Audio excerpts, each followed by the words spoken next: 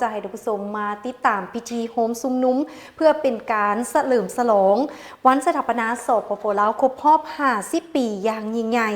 ซึ่งงานดังกล่าวนี้ถือว่าได้มีการจัดขึ้นในวันที่2ธันวาคม2025อยู่ที่สนามหลวงนครหลวงจันทร์โดยการให้เกียรติเข้าร่วมของทานทองลุ้นศรีสุริตเลขาธิการใหญ่คณะบริหารงานศูนย์กลางภาคประชาชนปฏิวัติลาวประธานประเทศแห่งสปป.ลาวพร้อมด้วยบรรดาการนำพักรัฐพนักงานปฏิวัติอาวุโสวีรชนแห่งชาตินักรบแข่งขันนายและพลทหารนายและพลตำรวจผู้ทรงคุณวุฒิตัวแทนบรรดาเผ่าตัวแทนคนเสื้อสัตว์ลาวอยู่ต่างประเทศนักเรียนฮู้ปัญญาชนและกมวลชนเข้าร่วมเป็นจำนวนหลวงหลายและให้เกียรติเข้าร่วมในพิธียังมีทานโตเริ่มเลขาธิการใหญ่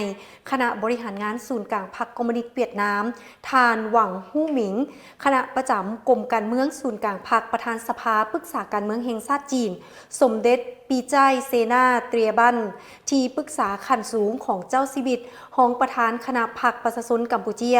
ทานนิโคลายซูราวารบรองประธานสภาสูงแห่งโสรัสเซียทานนางมาสตาอายาลากรรมการกรมการเมืองศูนย์กลางพรรคคอมมิวนิสต์กูบาผู้อำนวยการใหญ่ศูนย์กลาง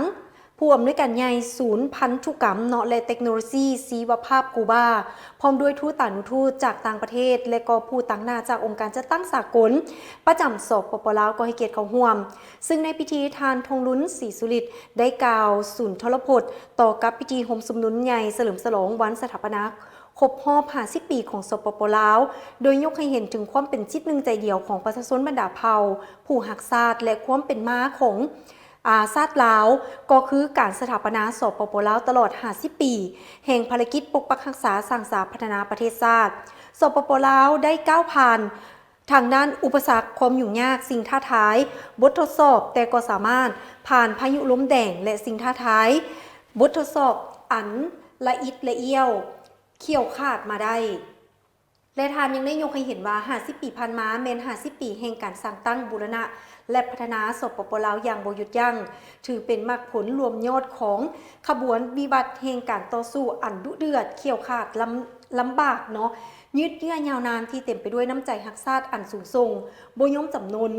ความฟดฟื้นปฏิวัติและก่อการเสียสละของบรรพบุรุษและวีรบุรุษของชาติลาววีรชนก็คือการช่วยเหลืออันล้ำค่าของประเทศเพื่อนมิตรพิเศษแม้นมีความสามัคคีและการร่วมมือเกินมาสัมพันธ์สู่หบของ3ชาติอินโดจีนลาวเวียดนามกัมพูชีอายน้องจนสามารถญาติได้ไซสนะอันยิ่งใหญ่และสง่างามซึ่งประธานไก่สอนพรหมิหารผู้นำที่แสนเคารพหักลูกหลานผู้ประเสริฐของประชาชนลาวบรรดาเผ่าได้ให้ข้อสรุปว่าต่อสู้ยาวนานมีใสยิ่งใหญ่ท่านเลขาธิการใหญ่ประธานประเทศยังยกให้เห็นตึมว่าตลอดระยะ50 ปีแห่งภารกิจปกปักรักษาและพัฒนาสปป.ลาวพวกเขายังได้ยืนยันอย่างนักแน่นถึงท่าแท้มูลเสื้อเนาะสำหรับมูลเสื้อปฏิวัติที่เป็นบทเรียนให้แก่การสืบต่อนำพาประชาชนก้าวขึ้นซึ่งว่านี่เมนการยึดมั่นอุดมการณ์ทั้งสังคมนิยมเสริมขยายมหาสามัคคีทั่วปวงชนลาวทั้งชาติเพื่อบูรณะระบอบประชาธิปไตยของประชาชนให้เข้มแข็ง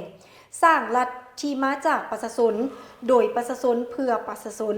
อำนาจรัฐทั้งหมดเป็นของทั่วปวงชนลาวอย่างแท้จริงและเฮ็ดทุกสิ่งทุกอย่างเพื่อความสมบูรณ์พูนสุขของประชาชนซึ่งแม่นอุดมการณ์อันเด็ดเดียวเสมอต้นเสมอปลายของพรรคเฮาและเป็นความมุ่งมั่นอันแห่งกล้าของประชาชนบรรดาเผ่าที่พวกเฮาและคนหุ้นนุ่มสืบทอดต้องได้สืบต่อยึดมั่นเพื่อนำเอา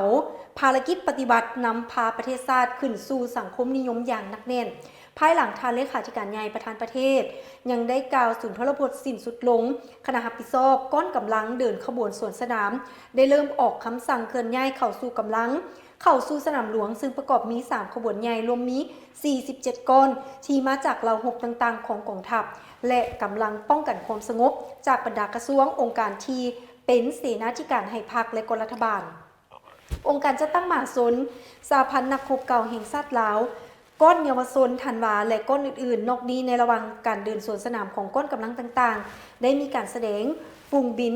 MI-17 จำนวน4 ลำชี้นำเอาทุงชาติทุงผักและก็ทุง50 ปีแผนคำขวัญน้ำใจที่2ธันวาหมั่นยืนและก็เอิ้นว่าบินผ่านเข้าสู่ท้องฟ้าสนามหลวงรวมทั้งแสดงบินผ่านของเรือบินสู่หบ ยักษ์130จำนวน3 รอบซึ่งได้สั่งความประทับใจให้แก่แขกภายในและต่างประเทศรวมทั้งมวลชนที่เข้าร่วมสมดุจส่วนสนามในครั้งนี้ก็ถือว่าเป็นพิธีเฉลิมฉลองอย่างยิ่งใหญ่อลังการเนาะที่ว่าได้มีการจัดขึ้นอยู่ที่สนามหลวงนครหลวงจันทร์ของพวกเราในวันที่2 ธันวาคมที่ผ่านมานี้